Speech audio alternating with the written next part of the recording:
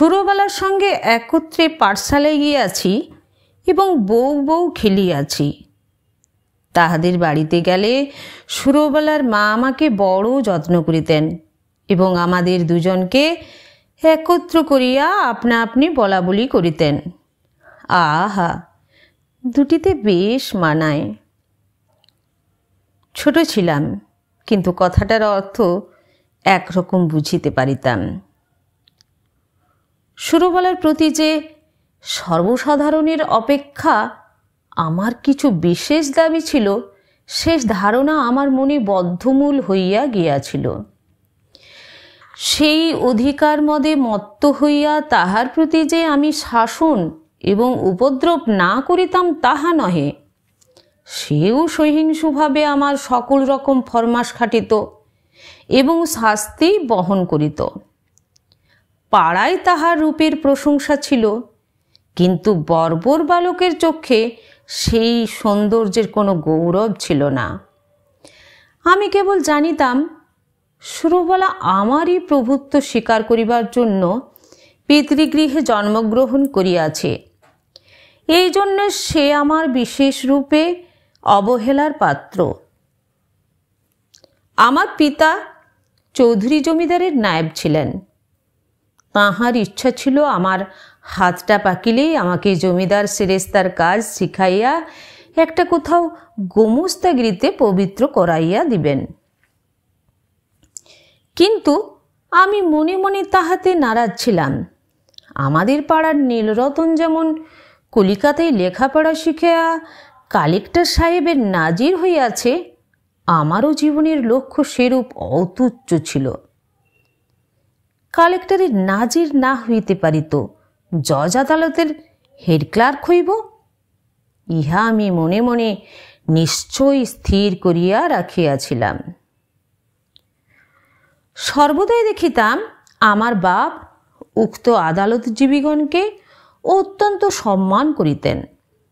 নানা উপলক্ষে মাছটা, তরকারিটা, টাকাটা, শিকেটা লইয়া যে তাহাদের পূজা অর্চনা করিতে হইত, তাহাও শিশুকাল হইতে আমার জানা ছিল। এই জন্য আদালতের ছোট কর্মচারী, এমনকি পেয়াদাগুলাকেও পর্যন্ত হৃদয়ের মধ্যে খুব একটা সম্ভ্রমের আসন দিয়াছিলাম। ইহার আমাদের বাংলাদেশের পূজ্য দেবতা। ৩৩ কোটির ছোট ছোট নূতন সংস্করণ বৈষয়িক সিদ্ধিলাভ সম্বন্ধে স্বয়ং সিদ্ধিদাতা গণেশ অপেক্ষা ইহাদের প্রতি লোকের আন্তরিক নির্ভর ঢের বেশি। সুতরাং পূর্বে গণেশের যাহা কিছু পাওনা ছিল, আজকাল ইহারাই তাহা সমস্ত পাইয়া থাকেন। আমিও নীলরতনের দৃষ্টান্তে উৎসাহিত হইয়া এক সময় বিশেষ সুবিধার যোগে কলিকাতায় পালাইয়া গেলাম। প্রথমে গ্রামের একটি আলাপি লোকের বাসায় ছিলাম। তাহার পরে বাপের কাছ হইতেও কিছু কিছু অধ্যয়নের সাহায্য পাইতে লাগিলাম। লেখাপড়া যথা নিয়মে চলিতে লাগিল। ইহার উপরে আবার সভা সমিতিতেও যোগ দিতাম। দেশের জন্য হঠাৎ প্রাণ বিসর্জন করা যে আশু আবশ্যক, এ সম্বন্ধে আমার সন্দেহ ছিল না। কিন্তু কি করিয়া উক্ত দুঃসাধ্য কাজ করা যাইতে পারে আমি জানিতাম না, এবং কেহ দৃষ্টান্ত দেখাইত না। কিন্তু তাহা বলিয়া উৎসাহের কোনো ত্রুটি ছিল না। আমরা পাড়া গেয়ে ছেলে, কলিকাতার ইচড়ে পাকা ছেলের মতো সকল জিনিসকেই পরিহাস করিতে শিখি নাই। সুতরাং আমাদের নিষ্ঠা অত্যন্ত দৃঢ় ছিল। আমাদের সভার কর্তৃপক্ষীয়রা বক্তৃতা দিতেন, আর আমরা চাঁদার খাতা লইয়া না খাইয়া দুপুর রৌদ্রে টোটো করিয়া বাড়ি বাড়ি ভিক্ষা করিয়া বেড়াইতাম। রাস্তার ধারে দাঁড়াইয়া বিজ্ঞাপন বিলি করিতাম।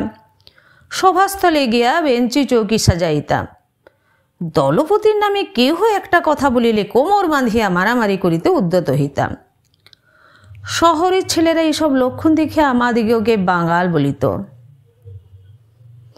নাজির সেরেস্তাদার হইতে আসিয়াছিলাম, কিন্তু মার্চিন গারিবাল্ডি হইবার আয়োজন করিতে লাগিলাম।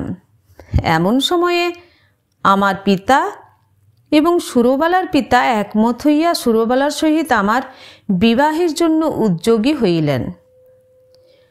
আমি 15 বৎসর বয়সের সময় কলিকাতায় পালাইয়া আসি। তখন সুরবালার বয়স 8, এখন আমি 18। পিতার মতে আমার বিবাহের বয়স ক্রমে উত্তীর্ণ হইয়া যাইতেছে, কিন্তু এদিকে আমি মনে মনে প্রতিজ্ঞা করিয়াছি আজীবন বিবাহ না করিয়া স্বদেশের জন্য মরিব। বাপকে বলিলাম, বিদ্যাভ্যাস সম্পূর্ণ সমাধান না করিয়া বিবাহ করিব না।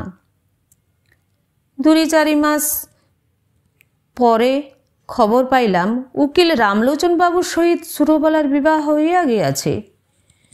পতিত ভারতের চাঁদা আদায় কার্যে ব্যস্ত ছিলাম। এ সংবাদ অত্যন্ত তুচ্ছবোধ হইল। এন্ট্রেন্স পাস করিয়াছি, ফার্স্ট আর্টস দিব। এমন সময় পিতার মৃত্যু হইল। সংসারে কেবল আমি একা নই, মাতা এবং 2টি ভগিনী আছেন। সুতরাং কলেজ ছাড়িয়া কাজের সন্ধানে ফিরিতে হইল। বহু চেষ্টায় নোয়াখালী বিভাগের একটি ছোট শহরে এন্ট্রেন্স স্কুলের 2nd মাস্টারি পদে প্রাপ্ত হইলাম। মনে করিলাম আমার উপযুক্ত কাজ পাইয়াছি। উপদেশ এবং উৎসাহ দিয়া এক একটি ছাত্রকে ভাবি ভারতের এক একটি সেনাপতি করিয়া তুলিব। কাজ আরম্ভ করিয়া দিলাম। দেখিলাম ভাবি ভারতবর্ষ অপেক্ষায় আসন্ন এক্সামিনের তাড়া ঢের বেশি। ছাত্রদিগকে গ্রামার, অ্যালজেব্রার বহির্ভূত কোনো কথা বলিলে হেডমাস্টার রাগ করে। মাস 2 মধ্যে আমার উৎসাহ নিস্তেজ হইয়া আসিল। আমাদের মতো প্রতিভাহীন লোক ঘরে বসিয়া নানারূপ কল্পনা করে অবশেষে কার্যক্ষেত্রে নামিয়া ঘাড়ে লাঙ্গল বহিয়া পশ্চাৎ হইতে লেজ মোলা খাইয়া নতশিরের সহিংসুভাবে প্রাত্যহিক মাটি ভাঙার কাজ করিয়া সন্ধ্যাবেলায় 1 পেট জাবনা খাইতে পাইলেই সন্তুষ্ট থাকে। লম্ফে জম্ফে আর উৎসাহ থাকে না। অগ্নিদাহের আশঙ্কায় একজন করিয়া মাস্টার স্কুলের ঘরেতে বাস করিত। আমি একা মানুষ, আমার উপরে সে ভার পড়িয়াছিল। স্কুলের বড় আটচালার সংলগ্ন একটি চালায় আমি বাস করিতাম। স্কুল ঘরটি লোকালয় হইতে কিছু দূরে একটি বড় পুষ্করিণীর ধারে। চারিদিকে সুপারি, নারিকেল এবং মাদারের গাছ, এবং স্কুল গৃহের প্রায় গায়েই 2টা প্রকাণ্ড বৃদ্ধ নিম গাছ গায়ে গায়ে সংলগ্ন হইয়া ছায়াদান করিতেছে। একটা কথা এতদিন উল্লেখ করি নাই, এবং এতদিন উল্লেখযোগ্য বলিয়া মনে হয় নাই। এখানকার সরকারি উকিল রামলোচন রায়ের বাসা আমাদের স্কুল ঘরের অনতি দূরে, এবং তাহার সঙ্গে তাহার স্ত্রী আমার বাল্যসখী সুরবালা ছিল, তাহা আমার জানা ছিল। রামলোচন বাবুর সঙ্গে আমার আলাপ হইল। সুরবালার সহিত বাল্যকালে আমার জানাশোনা ছিল, তাহা রামলোচন বাবু জানিতেন কিনা জানি না। আমিও নতুন পরিচয়ে সে সম্বন্ধে কোনো কথা বলা সঙ্গত বোধ করিলাম না, এবং সুরবালা যে কোনো কালে আমার জীবনের সঙ্গে কোনো রূপে জড়িত ছিল সে কথা আমার ভালো করিয়া মনে উদয় হইল না। একদিন ছুটির দিনে রামলোচনবাবুর বাসায় তাহার সহিত সাক্ষাৎ করিতে গিয়াছি। মনে নাই কি বিষয়ে আলোচনা হইতেছিল। বোধ করি বর্তমান ভারতবর্ষের দুরবস্থা সম্বন্ধে। তিনি যে সেই জন্যে বিশেষ চিন্তিত এবং ম্রিয়মান ছিলেন তাহা নহে, কিন্তু বিষয়টা এমন যে তামাক টানিতে টানিতে এই সম্বন্ধে ঘণ্টাখানেক দেড়েক অনর্গল শখের দুঃখ করা যাইতে পারে। এমন সময়ে পাশের ঘরে অত্যন্ত মৃদু একটু চুড়ির টুংটাং, কাপড়ের একটুখানি খসখস এবং পায়ের একটুখানি শব্দ শুনিতে পাইলাম। বেশ বুঝিতে পারিলাম জানালার ফাঁক দিয়া কোনো কৌতূহলপূর্ণ নেত্র আমাকে নিরীক্ষণ করিতেছে। তৎক্ষণাৎ 2খানি চোখ আমার মনে পড়িয়া গেল। বিশ্বাস, সরলতা এবং শৈশবপ্রীতিতে ঢলঢল 2খানি বড় বড় চোখ, কালো কালো তারা, ঘন কৃষ্ণ পল্লব, স্থির স্নিগ্ধ দৃষ্টি। সহসা হৃৎপিণ্ডকে কে যেন একটা কঠিন মুষ্টির দ্বারা চাপিয়া ধরিল এবং এবং বেদনায় ভেতরটা টনটন করিয়া উঠিল। বাসায় ফিরিয়া আসিলাম, কিন্তু সেই ব্যথা লাগিয়া রহিল। লিখি পড়ি যাহা করি কিছুতেই মনের ভাব দূর হয় না। মনটা সহসা একটা বৃহৎ বোঝার মতো হইয়া বুকে শিরা ধরিয়া দুলিতে লাগিল। সন্ধ্যাবেলায় একটু স্থির হইয়া ভাবিতে লাগিলাম, এমনটা হইল কেন? মনের মধ্য হইতে উত্তর আসিল, তোমার সেই সুরবেলা কোথায় গেল?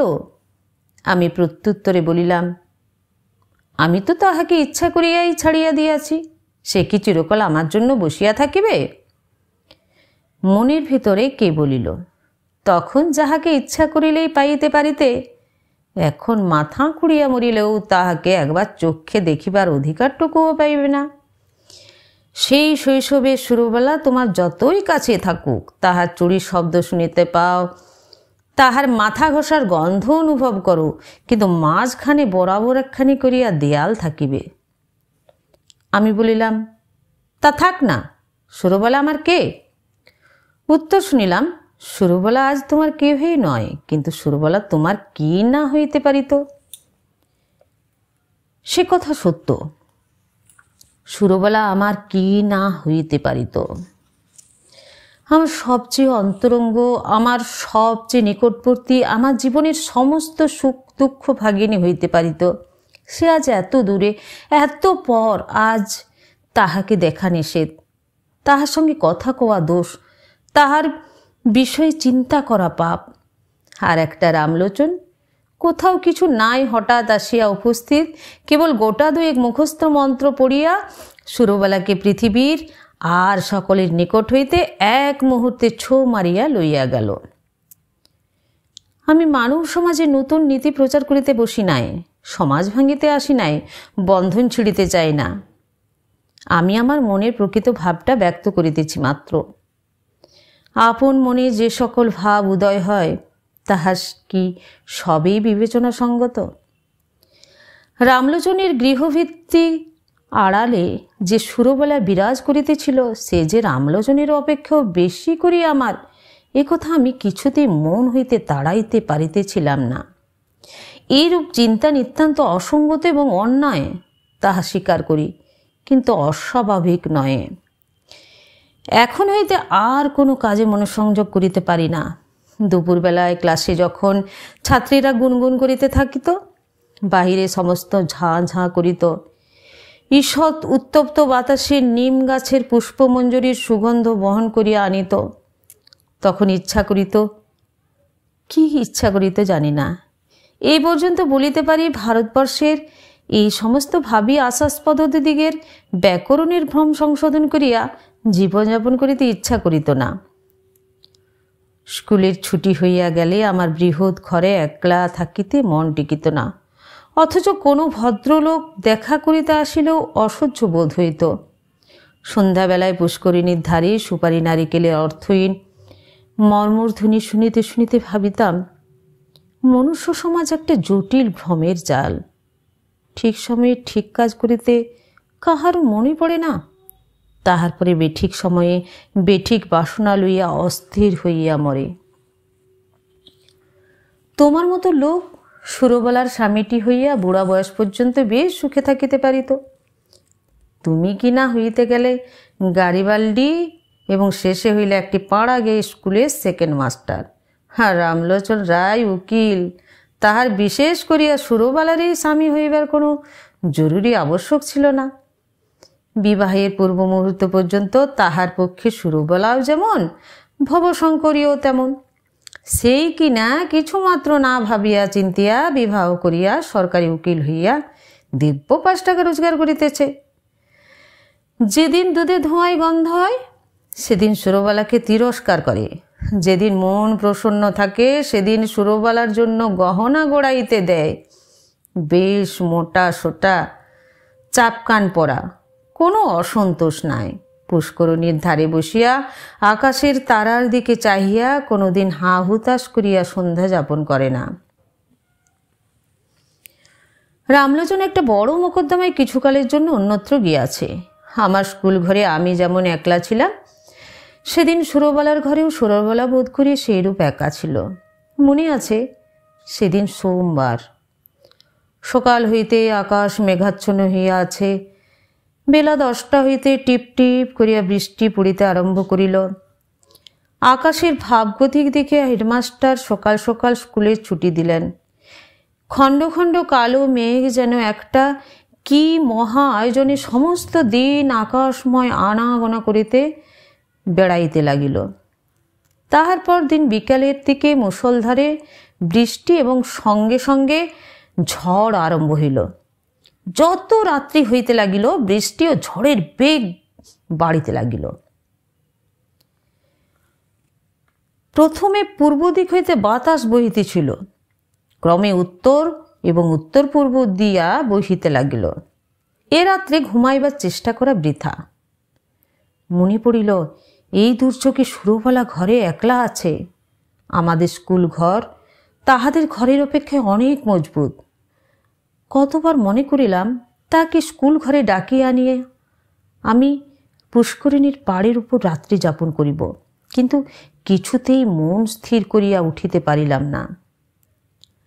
রাত্রি যখন 1টা-1:30 হইবে, হঠাৎ বানের ডাক শোনা গেল। সমুদ্র ছুটিয়া আসিতেছে। ঘর ছাড়িয়া বাহির হইলাম, সুরবালার বাড়ির দিকে চলিলাম। পথে আমাদের পুষ্করিণীর পাড়। সেই পর্যন্ত যাইতে না যাইতেই আমার হাঁটু জল হইল।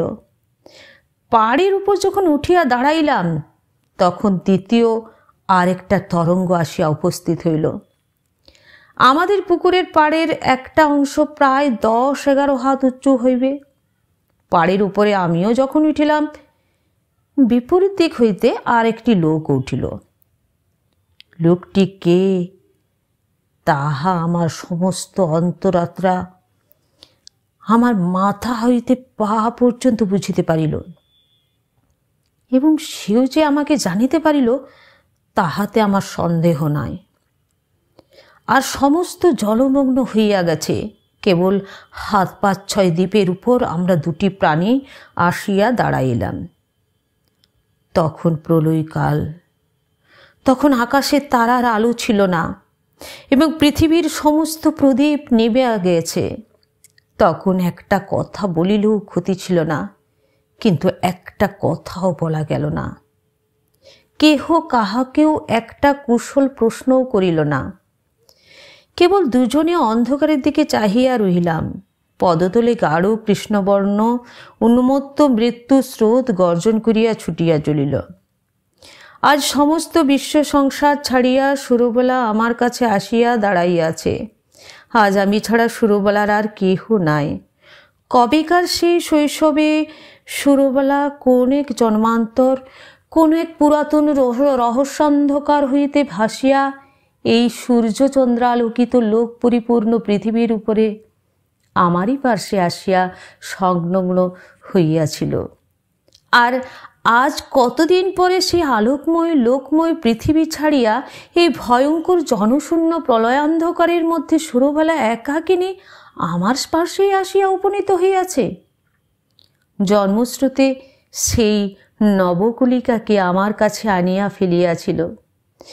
মৃত্যুস্রোতে সেই বিকশিত পুষ্পটিকে আমারই কাছে আনিয়া ফেলিয়াছে। এখন কেবল আর একটা ঢেউ আসিলে পৃথিবীর এই প্রান্তটুকু হইতে, বিচ্ছেদের এই বৃন্তটুকু হইতে খসিয়া আমরা দুজনে এক হইয়া যাই। সে ঢেউ না আসুক, স্বামী পুত্র গৃহ ধনজন লইয়া সুরবালা চিরদিন সুখে থাকুক। আমি এই এক রাত্রে মহাপ্রলয়ের তীরে দাঁড়াইয়া অনন্ত আনন্দের আস্বাদ পাইয়াছি। রাত্রি প্রায় শেষ হইয়া আসিল। ঝড় থামিয়া গেল, জল নামিয়া গেল। সুরবালা কোনো কথা না বলিয়া চলিয়া গেল। আমিও কোনো কথা না বলিয়া আমার ঘরে এলাম। ভাবিলাম, আমি নাজিরও হই নাই, সেরেস্তাদারও হই নাই, গাড়িবাল্লিও হই নাই। আমি এক ভাঙ্গা স্কুলের সেকেন্ড মাস্টার, আমার সমস্ত ইহজীবনে কেবল ক্ষণকালের জন্য একটি অনন্ত রাত্রির উদয় হইয়াছিল। আমার পরমায়ুর সমস্ত দিন রাত্রির মধ্যে সেই একটি মাত্র রাত্রি আমার তুচ্ছ জীবনের একমাত্র চরম সার্থকতা।